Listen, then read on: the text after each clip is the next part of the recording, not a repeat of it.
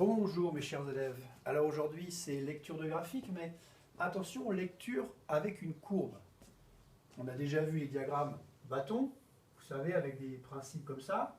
Et bien là ce n'est plus un diagramme bâton, mais c'est bien une courbe avec des points. Température de la ville de Montréal. Alors, petite parenthèse, puisque vous savez que j'aime bien l'histoire. Montréal, pour la petite histoire, eh bien c'est Jacques Cartier, celui qui a découvert le Canada, qui a été envoyé par François Ier. Il découvre une colline dans un petit village, et donc il décide de cette petite colline, d'ailleurs, tiens, c'est la forme de la courbe, eh bien de l'appeler en l'honneur de son roi. Il l'appelle Mont-Royal. Royal à cause du roi François Ier. Puis avec le temps, Mont-Royal s'est transformé en Montréal. Allez, j'arrête la petite anecdote historique.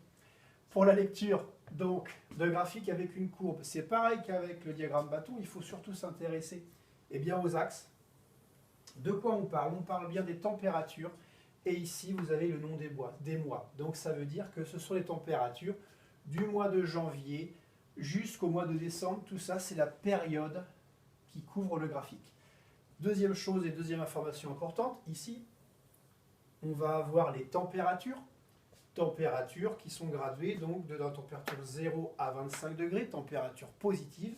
Et attention, puisque au Canada il fait très froid, on a aussi les températures négatives, c'est-à-dire en dessous de 0. Température négative, c'est quand il gèle.